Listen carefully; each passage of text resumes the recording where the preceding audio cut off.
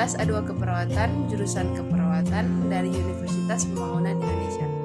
Saat ini saya akan membahas tentang video yang saya buat, yaitu tentang rangkuman-rangkuman bahasa Indonesia. 1. Sejarah perkembangan bahasa Indonesia. 2. Kedudukan dan fungsi bahasa Indonesia. 3. Kalimat efektif dan tidak efektif. 4. Ragam bahasa Indonesia. Dan yang kelima, pemakaian huruf abjad. Bahasa Indonesia lahir pada tanggal 28 Oktober tahun 1928.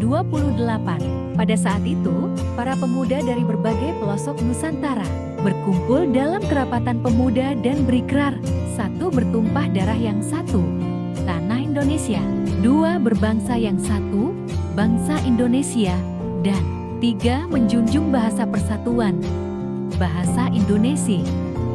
Bahasa Indonesia berkedudukan sebagai bahasa nasional dan bahasa resmi negara.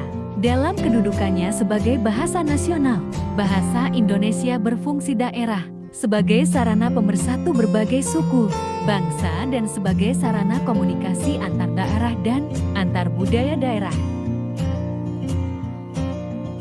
Kalimat efektif adalah kalimat yang dapat mengungkapkan gagasan sesuai dengan yang diharapkan oleh penulis atau pembicara. Suatu kalimat dapat dikatakan efektif jika si penerima pesan dapat menyampaikan kembali gagasan, pesan, perasaan, ataupun pemberitahuan sebagaimana yang dimaksud oleh pesan.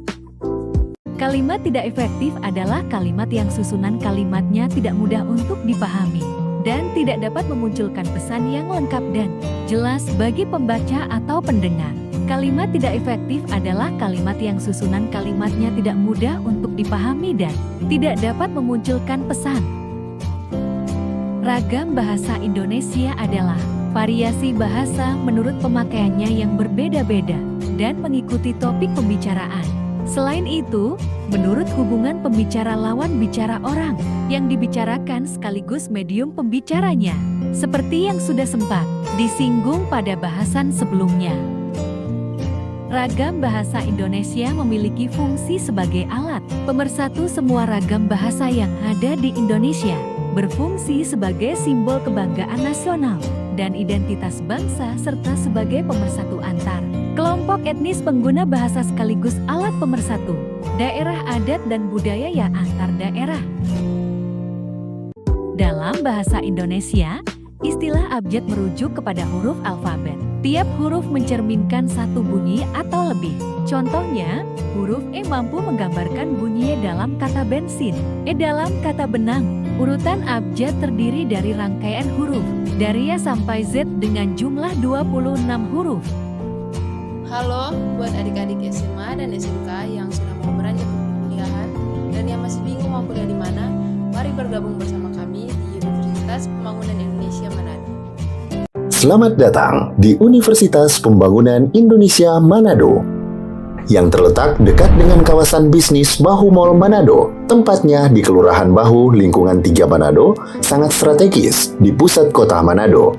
Dibangun di atas lahan seluas 2,5 hektar, Universitas Pembangunan Indonesia Manado berdiri megah dengan ruangan 7 lantai, terdiri dari ruangan kelas, ruangan kantor, perpustakaan, laboratorium komputer, laboratorium keperawatan, pengadilan semu, dan laboratorium bahasa, kantin, serta rooftop di lantai atas.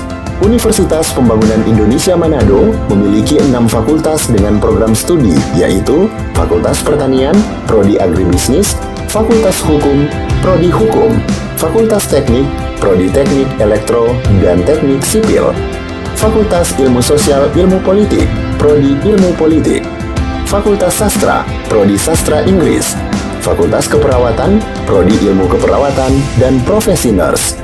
Didukung oleh sumber daya manusia yang berkompeten dan tersertifikasi, Universitas Pembangunan Indonesia Manado memiliki dosen dan tenaga kependidikan dengan latar belakang S2 dan S3 lulusan dalam dan luar negeri. Proses belajar mengajar dilaksanakan dengan teknologi informasi merujuk perkembangan dunia modern saat ini, dilakukan dengan sistem e-learning dan sistem ujian online atau ULAIN. Hasil Tracer Student Universitas Pembangunan Indonesia Manado dan Fakultas menyebutkan lulusan UNPI sudah tersebar di dalam dan luar negeri.